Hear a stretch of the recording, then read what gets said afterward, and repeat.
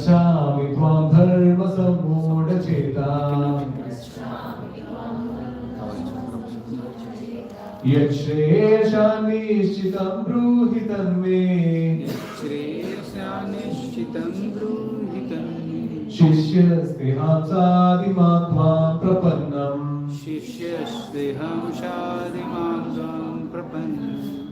Can someone read the translation please? Now I am confused about my duty and have lost all comfort because of miserly weakness. In this condition, I am asking you to tell me for certain what is best for me. Now I am your discipline and my soul surrounded unto you. Please instruct me. Thank you so much, Master. See here, Arjuna, you have to understand such a great personality Arjuna is, right? And this particular personality, he understood that there is a problem. And when is the problem, he says, now I am confused. I have lost all my composure, right? Because of this weakness. Now he's asking Krishna, I'm asking you to tell me what is best for me, right? And please instruct me. What do we learn from this? See, in our daily life also, how big a person is, he comes across problems in his life. And there are times, even in our daily life, we also come across so many problems. Be it material problems, be it spiritual problems. We come across problems, right? We are living in the material world. You are bound to get material problems. There is no one in this room or anywhere in the world who can say I don't have any problems. Right? Everyone is going through some or the other kind of turmoil in their life. But what Arjuna did, what happens? See, Arjuna, what he did, he understood that he has a problem and he went to Krishna, who is superior to him, who is like a mentor to him, who is like a guide, and he told that I need help. And he told, I'm surrendered unto you, please tell me what is right for me. In our daily life also, we go through a lot of problems, but something holds us back. What is that? Very nice. Perfect. Bullseye. Ego. So this is what actually holds us, right? So we think, see, the thing is, when we studied the mind session and we understood what the mind actually takes us from, right? So it makes us feel that if I ask this particular person, he will think something low of myself, right? How can I ask someone help, right? And that is one of the things that holds us back also. We don't want to open. We don't want to confide into someone else, with someone, right? So we hold ourselves back. But tell me one thing, when you ask someone for help, who is getting benefited? If I'm asking someone for help, who is getting benefited? I'm getting benefited, yet we don't ask, right? So it is very important that to understand that we can go wrong. Right? That is one thing that we need to understand. If you have a lot of pride, right, it is very difficult. Right? There is a popular saying, he is full of it. Has anyone heard it? He is full of it. Like someone says, he doesn't ask, they have so much pride, he is full of it. So someone, when they are full of it, they will certainly not ask for help. Right? Because already he is full, he is filled to the brim. So he won't ask for help. Right? So one thing we have to understand, I can go wrong, I can be corrected, I certainly need help from someone who is superior to me. Right? And that's very important, and that's what Arjuna teaches us from that particular shloka, which is Karpanidosho. Right? So here is where Arjuna actually falls at the feet of Krishna and asks for help. And he surrendered unto him, now he needs guidance. Right? Now when you go for guidance also, there are different kinds of gurus that come into our life. Right? There are free advice gurus, lot of them that we would have come across. In our life also we would have come across so many gurus who for no reason will give us so many advices. Some may be our friends, some may be our relatives, right? Some may be even the vegetable vendor that we take vegetable from. At some point of time, if you are too friendly with him, he will also give you advice. Right? one thing we have to understand that we have to take advice from people who are qualified. So people who understand the situation that we are going through, right? And that is from a qualified person only, right? And that's why it's always advised, take help from someone who is senior to you, right? Someone who understands things better. Be it your material problems or be it your spiritual problems, right? You should always take help from someone who is in a higher state, right? You should always take that. Otherwise, there are a lot of people who will actually help you just to show that they know things, they will give you free advice. No idea about the problem that you're going through, still they give you free advice. You have no qualification, yet they give you free advice. Right? As a matter of self-gratification also, just that they feel nice that I've given him advice. He came to me for advice. So he gave me advice. Let's go and talk about it also. Usko pata nahi tha, maine hi bola tha. Right? So it's just for self-gratification also, people give advice. So we should be aware of free advice gurus. Now, there are a lot of exploiting gurus also. Right? I am sure we would have heard about it. Some of us would have been through it also or experienced it also. Right? People whom we depend on, people who are supposed to help us. Right? They are all, some of them would have exploited us. So some of them have exploiting mentalities. In Vedic times, there were actually 3 things that were free. You all know what that is? Education, very nice. Education was free. See, education right now has become a big business. It's a big business. In kindergarten, if you actually put your kids, it goes in lakhs. It goes in lakhs. And every year you have the 10% bump. I don't know where it will reach by the time the kid reaches 10, 12. Right? With that level, our salary doesn't increase. Right? So education was free at that point of time. And they were considered, the people who were giving education were considered gurus. We had so much awe and reverence for our gurus at that point of time. And now it's become completely business. So education was free. What another thing was free? Which one? Healthcare. Healthcare was free as well. Right? So now what? Healthcare is another booming business. As soon as we go with a small fever, as of now, there are multiple tests that they ask us to do. Right? We even can't trust people who can actually, when we go to a hospital. What happens when we go to an hospital? So for instance, I'm going through a heart problem. Now we hear so many news. Now I'm scared. There are so many news that came up. People who went for heart problem, then suddenly after the operation, their kidney is missing.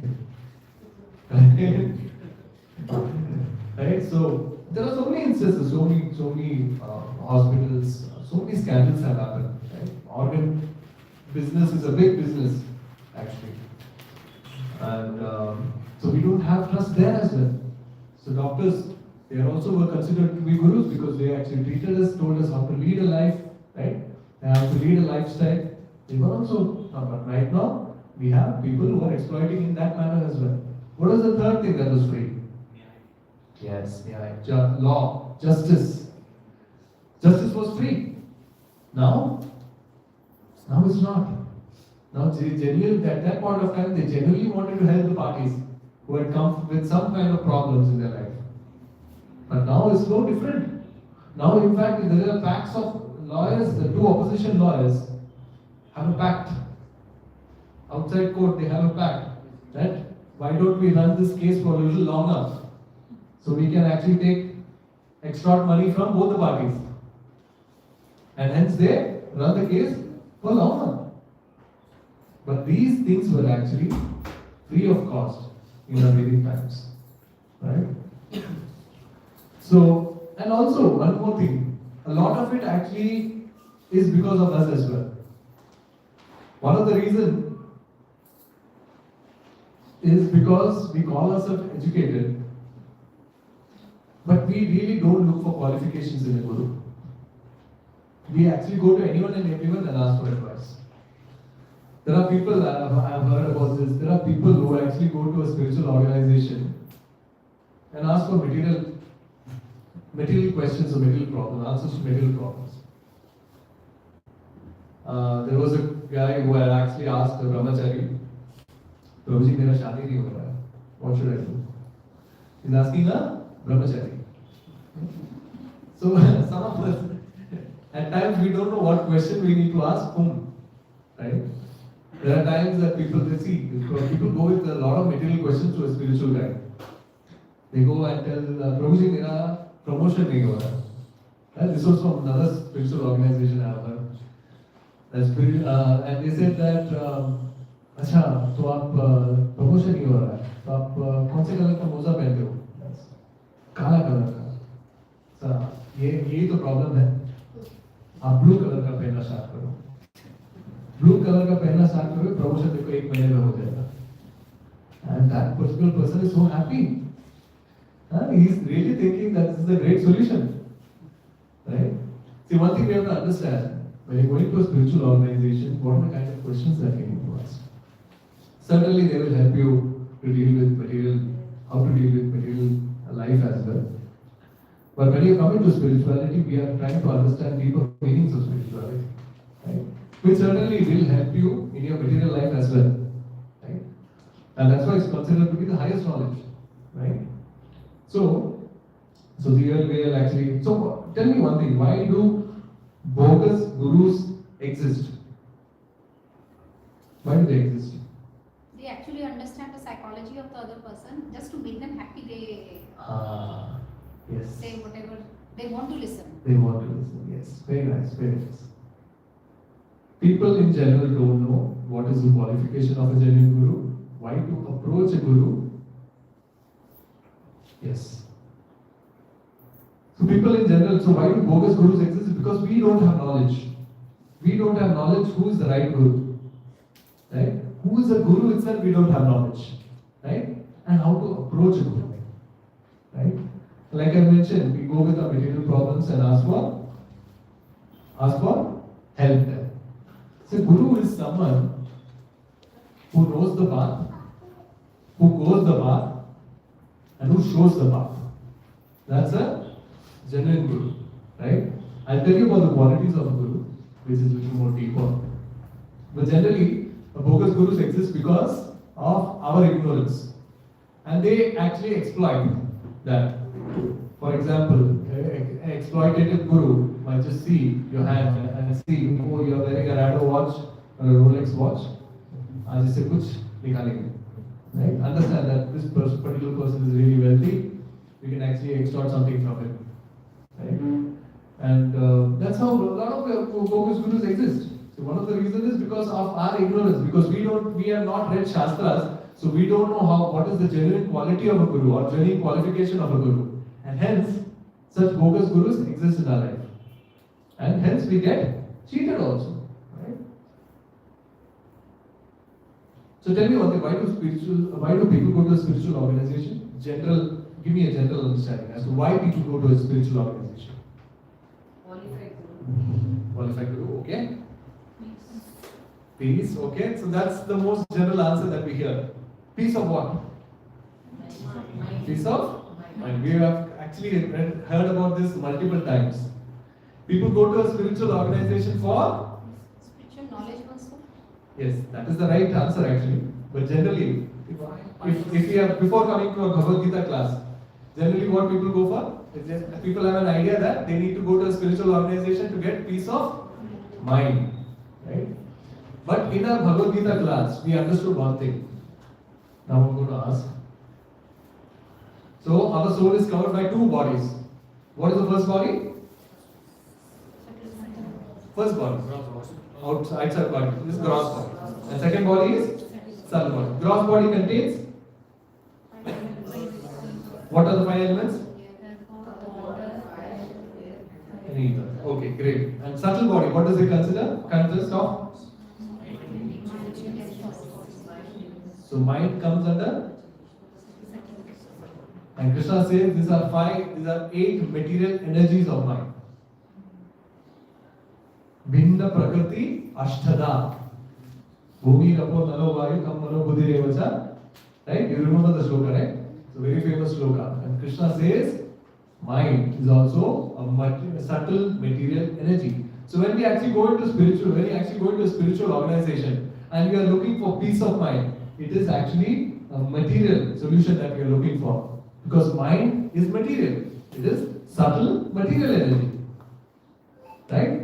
So we need to actually understand, see, when we go into spirituality or when we go into spiritual organization, peace of mind, I have spoken about this. Peace of mind is something that is a byproduct. Generally, when we understood from what is spirituality, we understood from our last class, spirituality is actually connecting a Jivatma to Paramatma. Right? A spirit soul to supreme soul. That is spirituality. And when we actually build that connection, because right now that connection is dormant. Srila Prabhupada says that is dormant. It used to be active. Now it's dormant because of so much material contamination. Because we have been in this material for lifetimes and lifetimes. And because of that, it is covered with material contamination. And right now, when we actually chant the mantras of the Lord, that contamination is actually getting clear. Right? And when the contamination gets cleared, ultimately the love for God will actually pop up. Right? And when that contamination is actually getting clear, the peace of mind is a byproduct which actually naturally comes. So you don't need to focus so much on peace of mind. Because naturally when you're connecting to Krishna, that is a byproduct that comes. Because the focus of life is actually to build our connection with Krishna. Go back to our spiritual home, which is our natural home, which is our original home. Right? And when we actually start with the process, peace of mind is just a byproduct. So you don't need to focus on peace of mind. That will naturally come. Right? Even though you go through a lot of turmoil, it is not that when you come into spirituality, all your life problems will be solved. Nobody says that. Because you're in the material world, people will go through material problems. Because Krishna has actually labeled it Dukkhalayam Ashashvatam. This place is misery, filled with misery. And everything is temporary, Ashashvatam. Everything is temporary here. Right? So even when you go into spirituality, your problems will be there in life. But when you go into spirituality, that wisdom, the sadhana that you do, will actually act as an umbrella when you go out in rain. It will protect you. It will give you the wisdom and it will give you the strength to actually deal with the problems. You have seen Pandavas and Kauravas, right? Pandavas had to go through the Vanvas, right? Vanvas and then Agyatvas. All the time, Kauravas were actually at that point of time, they were in the royal. But who were more happy? Can you tell me? Pandavas were more happy. Why they were more happy? They were spiritual people for sure. Because Krishna was with them. And Duryodhana, though he was living in this big mansion, he was constantly worried. He was constantly in anxiety that after this many years, these people will come back. I need to plot every now and then to actually kill them. The Pandavas are not bothered. Though they lived in the forest, gone through so many atrocities, even Duryodhana sent so many atrocities, they never bothered. They actually took care of it. Why? Because Krishna was there. Right? So when we actually connect ourselves to Krishna, we hold Krishna's hand. Any problem that you face in the material world, you can actually deal with it. Because Lord will give you the power. You don't need to think that I can control. See, one thing we have to understand, we are never in control of anything. Right? A lot of people think that we are in control. We understood from the previous class, there are 5 things that comes into picture when we do any kind of activities. And our endeavor is only one thing. There are so many other activities that come into this karma, there is divine intervention, right? There is prakriti, everything comes into picture. Right? So our thing is only to desire or endeavor. Rest is actually, there are so many other parameters that come into picture. So never we can say that we can control anything. So even that's why in spirituality, in Bhagavad Gita itself it says that you don't need to worry about what you do. If you are in a particular situation and you are supposed to do some kind of work, that endeavor to do that work is considered to be a success. Don't worry about the result. Result will come based on your karma. Sometimes you will get it, sometimes you will not get it. It's based on your karma credits. But the determination to do that work is considered to be success in itself. Right? That's what Krishna says. You forget it. You fight. That's your dharma. You may win or you may lose. Doesn't matter. But you still reach higher destination. So Krishna also gives different levels of understanding to Arjuna. Then he gives the ultimate understanding. Right? So, so one thing we have to understand when we go into a spiritual organization, why we are there. Right? We are there for understanding deeper aspects about spirituality. Right? If you are still stuck in material aspects, I'm not telling that we should completely ignore material problems that we have. Right? Material problems also needs to be sorted. And one of the ways to sort it actually to take help. Right? Maybe from a friend who's actually genuinely wants to help you. Or genuinely has an understanding how it can help you. Another way to go through is actually have a mentor, a spiritual mentor, who genuinely wants to help you, who genuinely wants to connect you to Krishna. And someone who genuinely wants to connect you to Krishna, you don't have to worry about your material problems.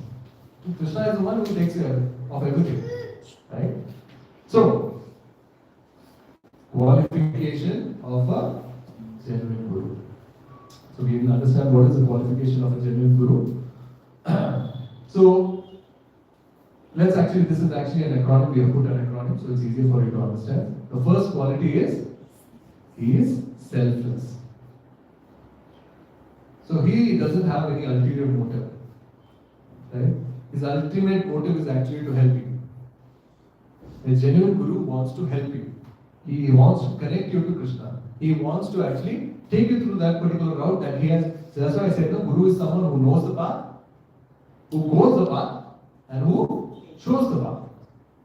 Right? So generally a guru is someone who knows the path and he has gone through that path and he wants to take you to that path. Right? He doesn't have any ulterior motive. He doesn't want to make money out of you. He doesn't have an ulterior motive that he wants to become famous or he wants to gather so many followers. That's a genuine guru. Right? And his teachings are always based on scriptures. A guru, if a guru is someone who says, in my opinion, or according to me, that is not a genuine guru. Because our opinion and according to me is under material plane. We spoke about the 4 different kinds of defects a human body has, and with those defects, if I give you my opinion, that opinion may not be right. That's why we have Vedic scriptures, which is called Aparushya. It is not coming from a human being, because Vedavyas wrote it, and in Bhagavatam it is said Vedavyas is the literary incarnation of Sri Krishna. So when Vedavyas is the literary incarnation of Sri Krishna, it is called Aparushya. It is the message, the knowledge is above the material plane. It doesn't come under any kind of defects. So a guru is someone who gives you genuine advice from the Vedic teachings, scriptures. He give you Vedic advices from Bhagavad Gita. He give you from Bhagavad Purana. Right? He will quote pramanas from there. So if you see, even in our slides, we quote. Because that is what Srila Prabhupada has taught us. That when you are actually saying something, you should ensure that you have a praman. I cannot say, so that's why, even when I'm just like a parrot. Like whatever Srila Prabhupada has taught us, he has taught our senior devotees, I'm saying the same thing. If you hear multiple devotees also who actually come and preach, you will have the similar kind of message. There won't be much difference in the message. Right? Because Srila Prabhupada was very adamant and he was very sincere and he wanted to ensure that the message is not lost. Right? Whatever Krishna wanted to portray or wanted to tell us, it should come in that way. That's why it's called the disciplic succession. Right? And that's the next one. Our well-wisher. Genuinely, a guru is a well-wisher. Right? He wants to ensure that we succeed in the path. We succeed in this path. If he is going through a certain problem, he certainly wants to help him out of that problem. Though he is not gaining anything, that's fine. But he ultimately wants to connect him to the Lord. So he's a genuine well-wisher. Right? And this is the most important. A guru should be from a bona fide parampara. A guru just can't pop up from somewhere. Guru should have a parampara. Right? And Krishna says that, he mentions that it should be the teachings that I'm giving, it should come from a bona fide sampradaya. Sampradaya or parampara is the same. I'll tell you what's a parampara. Okay? Actually, let's look into, everyone noted this? It's called STOP. Right? It's an acronym, STOP. Selfless, teachings based on Vedic scriptures, our well-wisher, and peace for parampara. It should come under, a guru should come under parampara. So these are the qualification of a genuine guru. So this is where Shloka Krishna speaks. 4.2 Bhagavad Gita. Evam parampara praptam imam rajasi yogido sakalena mahata yogo nashto parantapa. Can someone read please?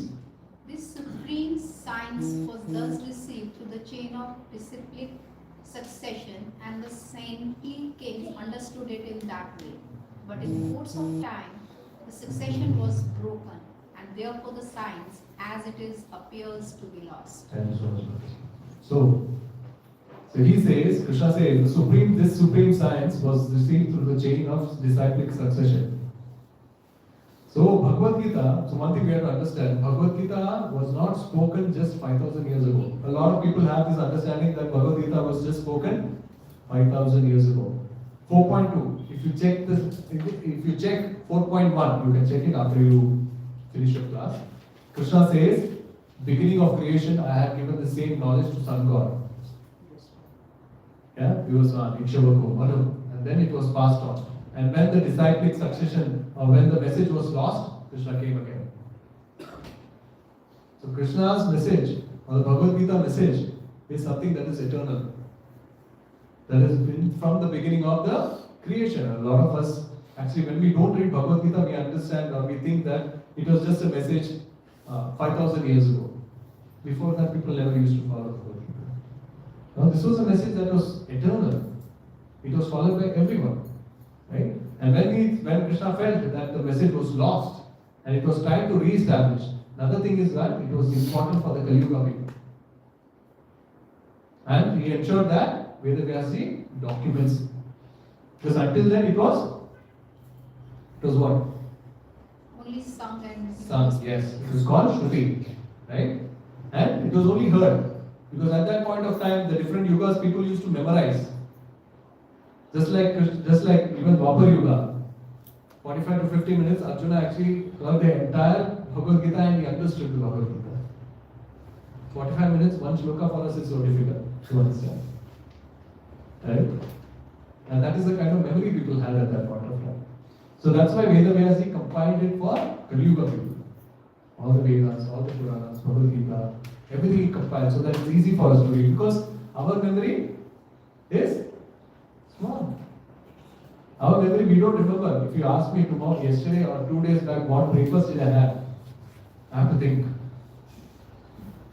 Forget about memorizing 10 shlokas or 20 shlokas. Right? So that's why it's documented. Right? So the Lord is also, so he is someone who is so merciful and so much compassion he has. He just wants to get his people back home. Right? And he does various things to get us back home. He sends various devotees so that he can get us back home. But the problem is we actually neglect it. Multiple times he would have sent devotees in our life, but we will neglect it. Right? So here Krishna says this was received through disciplic succession. Disciplic succession means, I'll give you a small idea. So today I'm teaching Prabhuji. So Prabhuji learned the Bhagavad Gita from me. And Prabhuji teaches someone else. So this is called a disciplic. My guru is a disciple, then he becomes a guru, then there is a disciple. Right? So that is called Guru Parampara or a Guru disciplic succession. So if you read Bhagavad Gita as it is, you can see from Krishna, it goes to Brahmaji, then it goes to Vedavyas, then it goes to Narada. So that's how the disciplic. And you can see the 32 acharyas that is there in our parampara. And that is listed. These are prominent acharyas that we have listed. And that is very important. See, Prabhupada was very transparent. He wanted to tell you how the knowledge is actually coming from. Right? And that needs to be very important because, and when it comes to ISKCON, right, you can see one more thing. We actually encourage a lot of questions. And there are a lot of spiritual organizations after the pravachan is stopped. They don't actually encourage questions. Right? But questions should be encouraged. But there is a way of asking questions also. We'll come to that. Right? And that is very important. So here Krishna is saying that evam parampara praptam. This knowledge can be only acquired through parampara, bona fide sampradaya. Now we have a question, what is a bona fide sampradaya? Right? Okay, fine. Krishna told that we have to get the knowledge from parampara. But what is that parampara? What is that sampradaya that we should look for? This is from Padma Purana. Sampradaya vinaye manas mantraste nishpala mata Ata kalo bhavishyanti chatvara sampradayina Sri Brahma Rudra Sanaka Vaishnava Shiti Pavana Chatvarse kalo bhavya Yutkale Purushottama Ramanujam Svichakre Madhavacharya Chaturmukha Sri Vishnu Swami Mam Rudro Nimbadityam Chatushana. So this is actually from Padma Purana. So Padma Purana, there is a mention of the 4 authentic sampradayas that we can gain knowledge from. And these are the 4 authorized sampradayas. We just read it from Padma Purana. And these are the 4 authentic sampradayas. The first one, from the Lord. See, every message is actually coming from the Lord. Right? From the Lord, it goes to Brahmaji and then from Madhavacharya. That is Brahma Madhava Gaudiya Sampradaya. Then the second is from Lord, then Sri Lakshmi Mata, and it goes to Ramanujacharya. Right? And the third is from Lord to Lord Shiva and then Vishnu Swami. And from Lord to 4 Kumaras. Everyone knows Kumaras, right? Brahmaji's sons. Right? And then it goes to Nimbarkacharya. So these are the 4 authentic, bona fide sampradayas that we can gain knowledge from. Does anyone know what sampradaya ISKCON falls under? Yes. Brahma Madhava Gaudiya Sampradaya. The first one. Right? And that is the sampradaya that ISKCON follows. Right? If you see Sri Sampradaya, that is more prominent in the South India. You actually go to Tamil Nadu and all. Sri Rangam, if you have visited Sri Rangam, that's a beautiful temple of Narayana. And so they follow Sri Vaishnava. Right? And Lord Shiva's that Rudra Sampradaya, that is mostly followed in Rajasthan. Right? And the 4 Kumaras, that is generally followed in the Mathura area. Right? So you can see the more prominence in that part of the area. And with the help of Srila Prabhupada, Brahma Madhava Gaudiya Sampradaya is actually spread across. And if you see, it has taken over the entire planet. We have Americans, Russians, China, and every country actually following this particular sampradaya. Right? So it is very important to understand that what are the 4 authentic sampradayas. So always understand. Now we understood what is the qualification of a guru. Right? One of the qualifications of guru is that he should follow from a particular sampradaya. And then only when we gain, because ultimately it will not benefit us if we don't follow from a sampradaya. Because the knowledge has to be crystal clear. It has to be what Krishna spoke. Otherwise the knowledge gets adulterated. Someone else's thoughts, someone else's interpretations, everything gets into it, and then we will not get a right knowledge what Krishna wanted to speak. Right? So that is very important. And that's why it's called, Bhagavad Gita is also called as Bhagavad Gita as it is. Right? So it's very important what Krishna wanted to speak. Right? And that is what is spoken. Right? Now, how to approach a spiritual master? Now that we understand what is the qualification of a spiritual master, we understood what should be the qualification of a spiritual master and what kind of sampradaya he should fall under. Now, once we understand that there is this particular guru or mentor that I like and I want to take help from, now how do I approach that particular spiritual master? There is a way to approach also. Right? Please repeat after me. This is a very nice shloka, Bhagavad Gita chapter 4, 34. This is the way Krishna has told us how to approach a spiritual master. There is a way to approach spiritual master also. Please repeat after me. Tad vidhi pranipatena pariprashtena sevaya upadekshanti ye jnanam jnaninas tattvadarshina. Please read translation summary. Just try to learn the truth by approaching a spiritual master. Inquire from him submissively and render service unto him. The self-realized souls can impart knowledge unto you because they have seen the truth. Very nice. Very nice.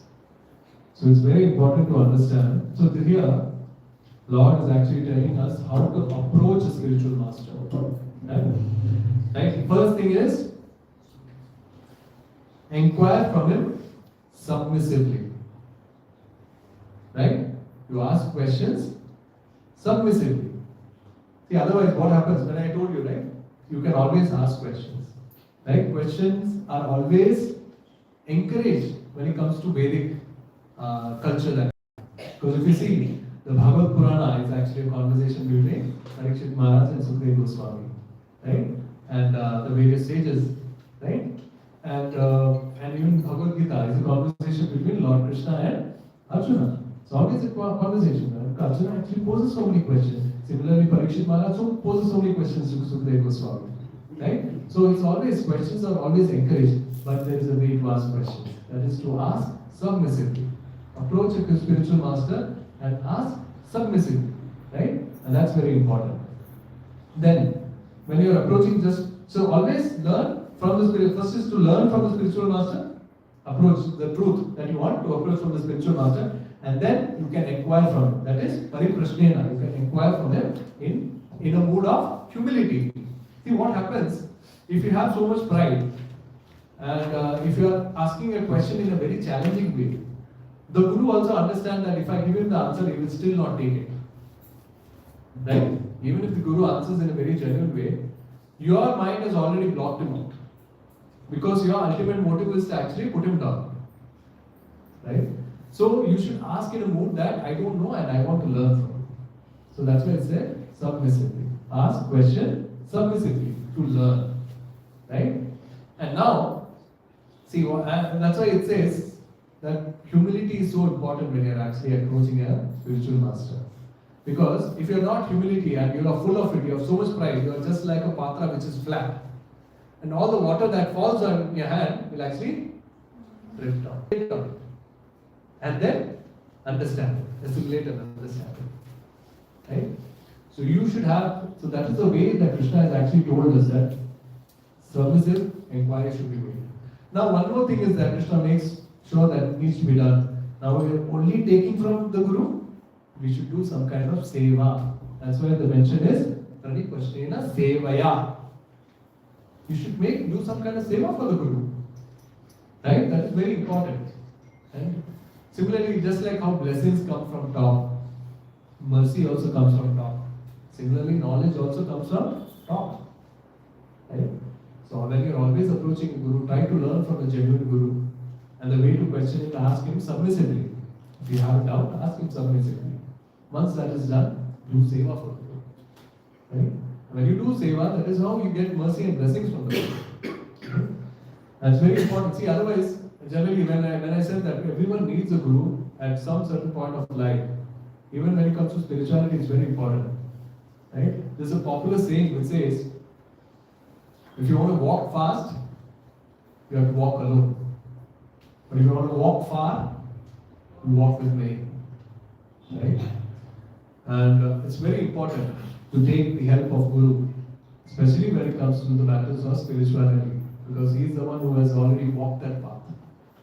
Right? He is the one who has walked that path and will be able to tell you what you will face during the walk that you are taking, what are the different kinds of obstacles that you will face. Because he has also faced those obstacles. Right? He is not foreign to those obstacles. He knows this will come up. Probably he will know it before you tell him also. There are so many times that probably our Guru knows that even before we tell, they know what are the different kinds of problems that are facing out there. Right? So yes, so one must serve as well. One must be approaching the Guru in a very submissive mode. Right? This is very important. So please, this shloka is very important. 4.34. This is a genuine way to approach a Guru, and this is what Krishna has told us. This is how we should approach a Guru. Now, when we're talking about Guru, we can certainly not talk about our founder Acharya Srila Prabhupada, who embodied every quality that I mentioned.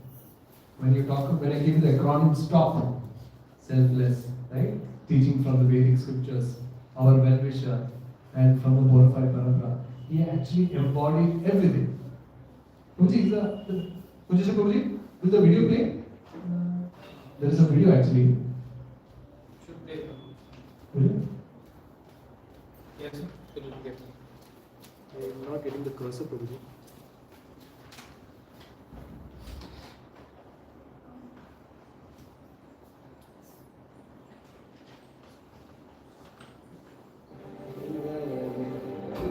Someone told you the story, you wouldn't believe it.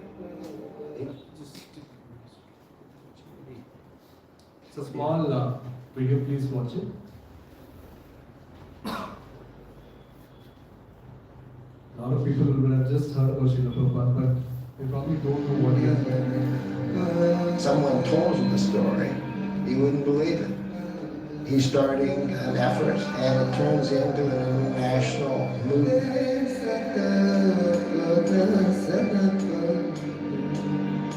I want to be one revolution against materialistic civilization, so that the whole world may be happy. He said that he would like to go to America. I said, you are crazy. Oh, well, I'm going to die.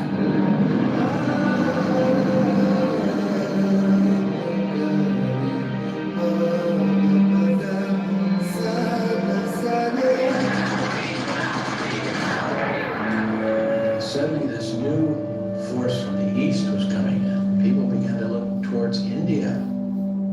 There was a sense in us that the ancients knew something.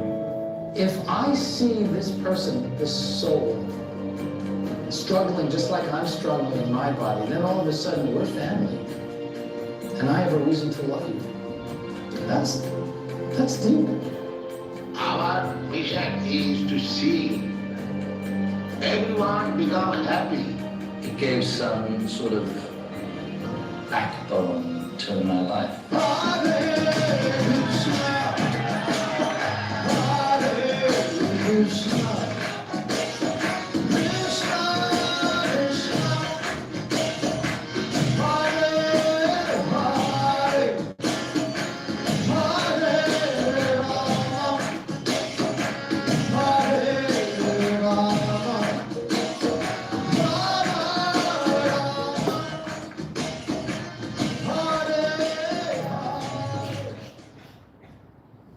So, a little backstory for people who don't know much about Srila Prabhupada.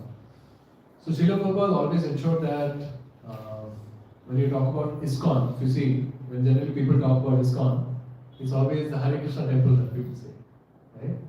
People who don't know much about Srila Prabhupada, when they come into ISKCON, they know that Srila Prabhupada is the founder Acharya, right? Of organization called ISKCON. Now, Srila Prabhupada, at the age of 70, at a time when mostly people are planning their retired life at this 70, at the age of 70, some of us can't, at the age of 30, 40, we can't sit in a place for longer than half an hour, right?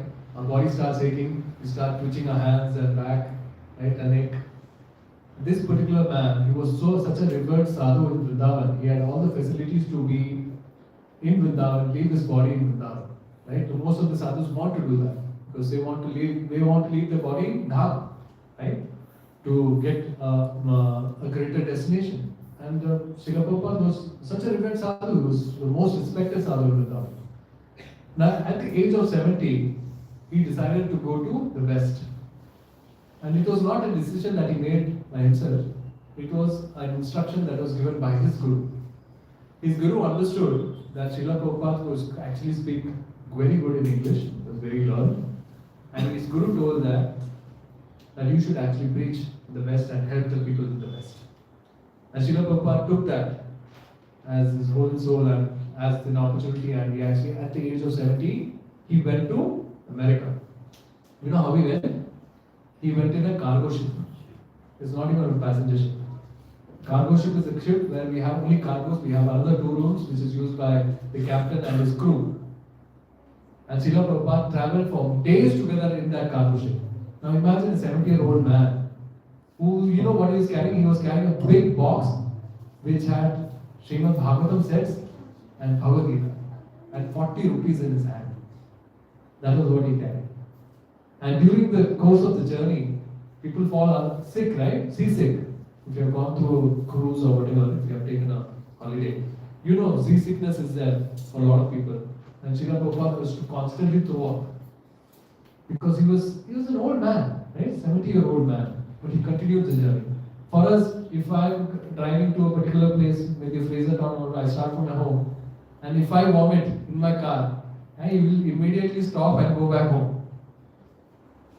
Now look at this man. This captain also was telling him, Swamiji, you should go back. In that journey, he faced 2 heart attacks. 2 massive heart attacks. And he has written in that, he maintains a diary. And in that diary, he mentions that he prays to Krishna, one more heart attack, Lord, I will not be able to survive. So please help me. And that is a prayer that is mentioned in his diary. And with undergoing all these issues, he reached America. Generally, what happens, such a revered sadhu, when it was in India, people knew him, there were people waiting to actually receive him. He goes to a completely alien place where nobody knows him.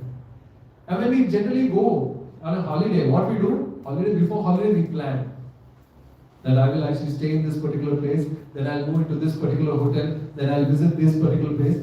This particular sadhu didn't plan anything. He went to this particular place, he doesn't even know where he will stay. And he's written a beautiful book where he mentions that Krishna, because of you I have come here. Now, through me, you actually spread your knowledge. You make me as a puppet and let me dance on your tunes. And that's how the entire revolution took place. Imagine a 70-year-old sadhu, and he's completely new to this alien culture where people are doing the most abominable activity. Drugs, sex everywhere, right? And intoxicated, people are intoxicated. And this sadhu is actually giving class. There are people who are actually intoxicated and they come into the class, just like how we are sitting here, right? There are people who are intoxicated who come into the class and they throw up. And after the class, Prabhupada is actually cleaning the place. And he alone, actually, we have a kitchen here. Because of his mercy, we have ISKCON centers, we have kitchen, and we have various devotees who are helping us. And there are kitchen devotees who actually prepare the prasadam. At that point of time, it was Srila Prabhupada who actually made prasadam by himself, and he used to feed them. Right?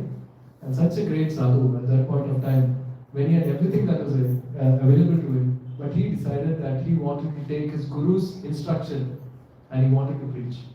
And that's why it's called the well-wisher. His only dream was he wanted to take Krishna to everyone's heart. Nobody knew what is Bhagavad Gita, nobody knew who is Krishna. Now if you see, Hare Krishna is being chanted by so many devotees, all across the world. If you see Vrindavan, it's flooded. It's flooded with devotees. At that point of time, before the 1980s and all, right? People never used to come to Vrindavan. Vrindavan was, if you see the old videos, it was not at all populated, people were not coming. Just after Srila Prabhupada's movement, people started planning vacations. Just like we plan vacation for a week maximum. Even if we go to Vrindavan, we actually go for a week. Not more than that. These people have taken it so seriously, they plan a vacation for 1 month and 2 months to stay in the Dham. To chant the holy names of the Dham, chant the holy names of the Lord in Dham, in the association of devotees. And that particular 1 month or 2 months, they are so spiritually charged. They are so spiritually charged. When we go to Vrindavan, we can actually learn so much from these devotees who are from the foreign land. That they take it so seriously. They take it so seriously, spirituality. And all thanks to Srila Prabhupada, who wrote actually 80 volumes of the book. And he traveled 14 times around this world in that 10 years. Around the globe, 14 times. One trip to US, we have jet lag. 2 days we based in the hotel itself. And look at this old man. 14 times he traveled around the world. He built 108 temples. 108 temples. And we have multiple centers all across the world. Now the temples also has reached a big number. Thanks to Srila Prabhupada and his disciples. And it's all growing. So we have so much gratitude for Srila Prabhupada. And that is the way we actually should be towards our Guru. Right? Because when it comes to the qualifications of a guru, he actually embodied everything. And he was a genuine well-wisher. He didn't have any, he was so selfless. At that point of time, he didn't have to go. Right? He was so selfless. And just to introduce Krishna to everyone's heart, he went. He took all the trouble and went. Right? And now see, what a big revolution. It came into the newspaper IBC as well at the point of time that there's a huge Hare Krishna revolution that is happening. And the reporters and all wanted to speak to Srila Prabhupada. And Srila Prabhupada was very straight. Right? He was not a person who wanted to please someone. He wanted to say that whatever is there in the scriptures, I will say the same thing. He was not someone who wanted to sweet talk and ensure that he keeps you happy. What is right is right.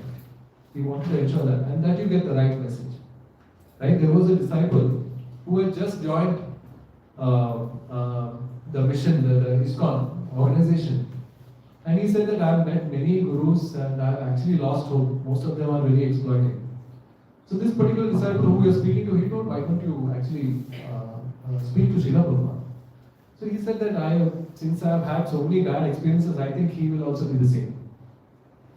So this particular guru, this particular preacher told him, why don't you actually, see, one thing is that a lot of gurus actually portray themselves to be a great person, but in their inner life, they're actually a completely different person. So this particular person told him, why don't you actually follow him for 1 week? Stay with him for 1 week. Do some seva and do stay with him for 1 week. And that person actually did seva for 1 week. After 1 week, he comes back to this person and he falls at his feet. Thank you for introducing me to this. Now I know who is a genuine guru. This particular person has nothing, he talks nothing except from Krishna. And he actually preaches, he practices what he preaches. And that is what a genuine guru should do. If I come here and talk something from Shastras, and if I am not following that, then I am an exploitative guru. Right? I am not someone who is actually telling you, I am not portraying the right example. But Srila Prabhupada actually portrayed everything that a genuine guru should have. And that is why this organization, thanks to him, thanks to his blessings, thanks to the mercy, is flourishing. We have so many devotees who are coming, who have completely transformed their lives. Imagine hippies who were constantly intoxicated and they were breaking all the 4 regulative principles that is mentioned in Bhagavatam that we are supposed to follow. They were breaking it every second. They completely transformed. Only because of the power of the Holy Name. Only because of the association of a great devotee. And then only because they were eating prasadam all the time. So never take all these things to be very cheap. Even when we are having prasadam here, I'll request you all to actually offer whatever you are making at home, also offer it to the Lord. Right? If you don't know the prayers as of now, it's fine. We will teach the prayers at a later point of time because you have just started your journey. But generally with the intention, because Krishna sees, it's called the Bhava Gri Janardana. He sees the intention behind your offering. So always, whatever you are preparing at home, also offer it to the Lord. With a genuine prayer that, oh Lord, you eat it first. Then we eat the remnants. That's considered to be prasad. The prasad has so much potency that it can actually change people. There are people in ISKCON who just came for prasad. The people, they used to come, the lecture is over. Generally what happens is, class will start at a certain point of time, but by the time lunch or dinner is served, crowd is increasing. Right? But that's not a problem. The people who actually eat prasad ultimately come into spirituality. Because prasad has got the potency because it is being tasted by the Lord. It is not something very mundane that we just say prasad and we just eat little and leave. No, you can eat prasad whole. Here we give a big feast because Krishna has offered that feast. 7 times if you go into the temple, in any ISKCON temple, 7 times there are offerings made to Lord. And different varieties of food is offered to the Lord. He is treated as a cake. He is treated as a small cake. Right? Various moods have, people have various moods. And based on the moods they actually treat. And that same food is actually offered to us as well. Right? So it's very important to start all these small things in our house. So we can, these are small steps in spirituality. As we learn Bhagavad Gita, this is something that we need to implement in our daily life. Right? Otherwise what happens is, like I mentioned, we are all here because we didn't complete our spiritual quest or progress. we probably heard this lecture, including me, at a certain point of time in our previous life. We didn't complete it and we are still listening to it. So one life, Prabhupada says, one life give it to Krishna. You have given so many lives to Maya Devi. One life, why don't you give it to Krishna and see? Right? And that's why it's very important to take this very seriously. Right? And it's very important. See, today, I see the count has also reduced. Right? That's how the strength of Maya Devi is. She will come with various allurements. Yes, very powerful. It's come with so many allurements that will make different plans. आज एक दिन class छूट गया तो क्या होगा? Next week जाएंगे. But that class छूट गया, that same mentality will continue. Because Maya Devi is very powerful. Because she is also the energy of Krishna. Unless you are serious, you can't approach Krishna. So she will constantly go with the Trishul. Go to this places. Right? Don't go to the class. And our mind is also there, who acts like our friend. Because yes, let's not listen to the professor today. Guide, right? I know a lot about guides. Right?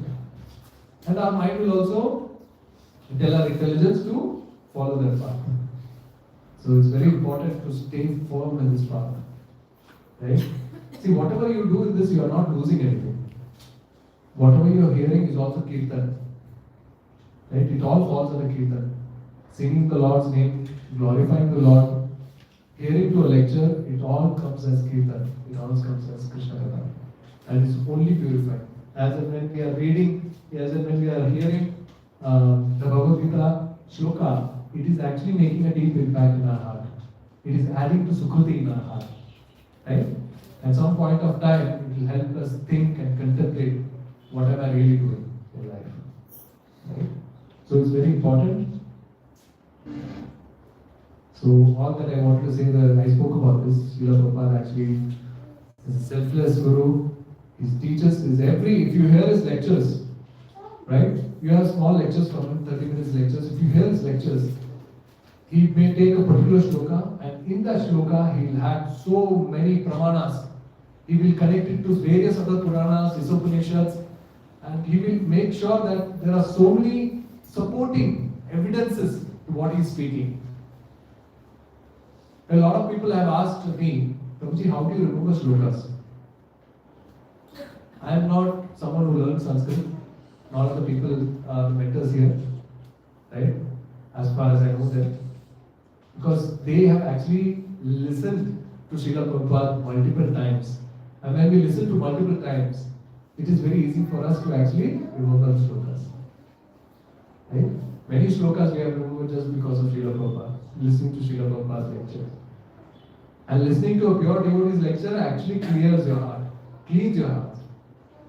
Right? And that is very important.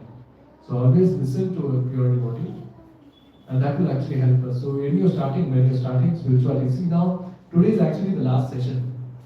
This last session doesn't mean that from now onwards you have left all the connection with ISKCON. Over 9 classes I attended, I know the entire Gita.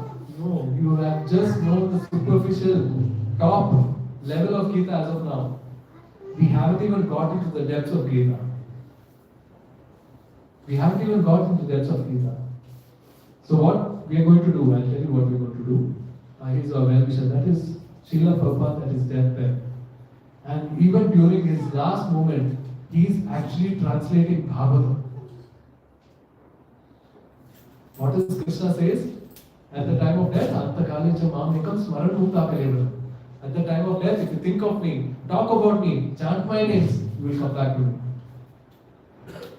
Only a pure devotee can do it. Only a person who has been doing sadhana seriously can do it. Only a person who has been thinking about Krishna whole his life can think about Krishna at the time of death.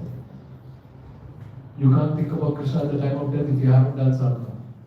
If you haven't taken this seriously, if you haven't read Bhagavad Gita, if you haven't read Bhagavad Purana. So it's very important. Our gurus actually teach us how to lead our life. And we need to actually follow that. Right? In a small way, we have started attending sessions, which is very nice. But we should have a determination to go deep into spirituality. Otherwise, what happens, I'll tell you. We have all gone through this. There is the initial enthusiasm that comes.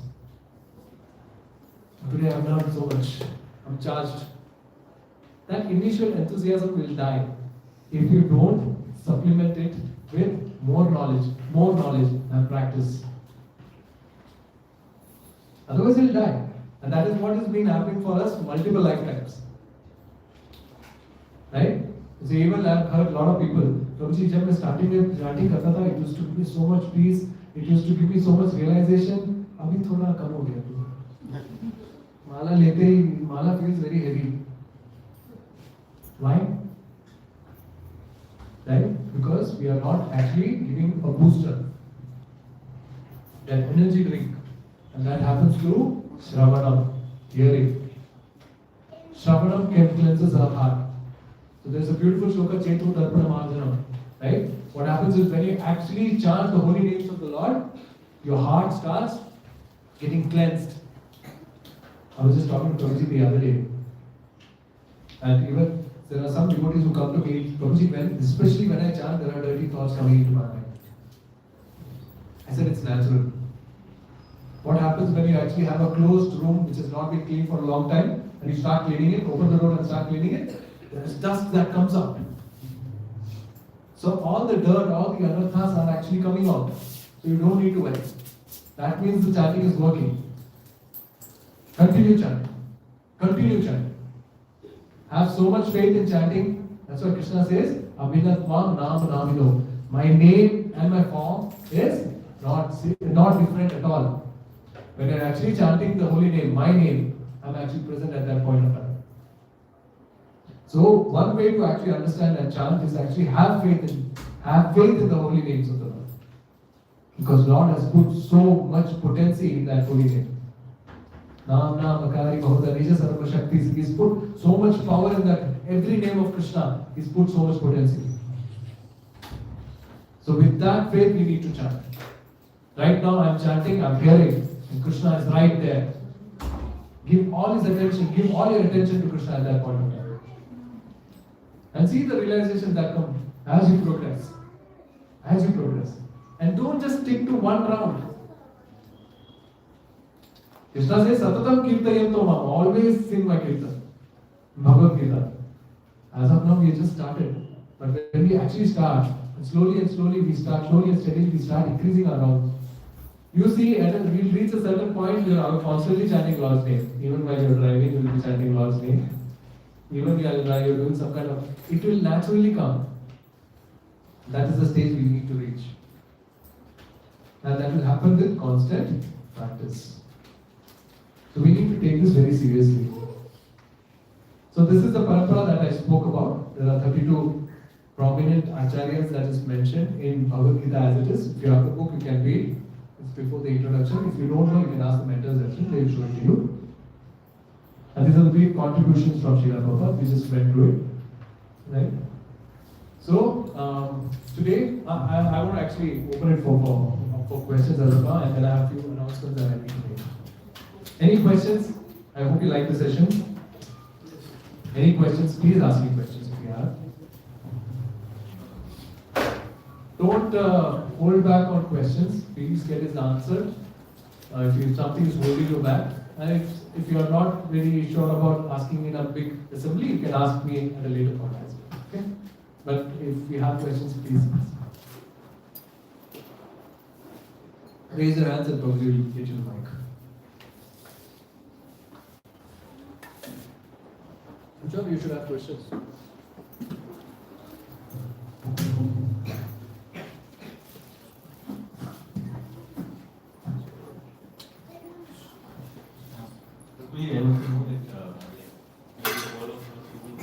Oh yeah, not even here. Yeah, we all have to do the fasting and all. What is the main purpose and necessity of the fasting, and what is the right definition of fasting? Because there are multiple process people are following, like they are eating fruits only, or they are eating something like that. So one of the main fasting that is required, this for Bhagavad Gita and Bhagavatam, is Ekadashi. Keep Ekadashi fasting. Ekadashi fasting comes every month twice in a gap of 15 weeks. So I call it upavas. We call it as upavas. What does upavas mean? Does anyone know?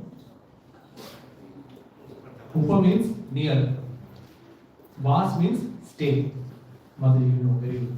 I know you know. Right? Upa means vas. So stay near whom?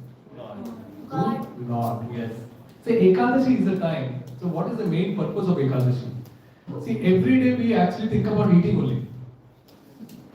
Even now, probably we are thinking, what is that prasad? Evening, what is there cooked at home? That particular day, as per Shastras, we actually want to dedicate it to Lord. Right? And how do we dedicate it to Lord? We actually decrease our sense gratification or thinking about food at that point of time and think more about Lord. Ekadashi, it is said that you chant more rounds. You read more Bhagavatam, you read more Bhagavad Gita. That gets you closer to. That's why it's called Upavas. You get closer to the Lord. There are various scientific ways, reasons why we actually do Upavas. They talk about intermittent fasting and things like that, right?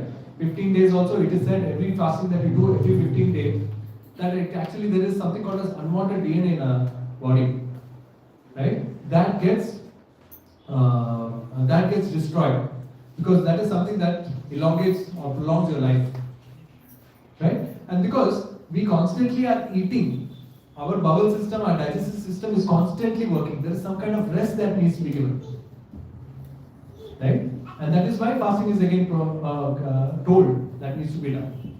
And again, one more thing is that on Ekadashi day, there is a saying that the moon is so strong that anything that the density of the water also increases at that point of time. The waves are high, the tides are high at that point of time. That's why they say don't have too many things that have got a lot of water content. Right? So Ekadashi fasting also has got different levels. There is one which is nirjal. People don't eat anything, people don't drink. Second level is you can have water. Third level is you can have fruits. Fourth level is Ekadashi fasting, except for grains, beans, and certain items we don't eat because that has got a lot of water content. So we avoid those. There is no next level. There is only till there. Most of us actually are following the last level, I think. Right? Yes. Ah, very good. See, your mother is young Mataji. She is actually following second level. Very nice. So this is all inspiration for us.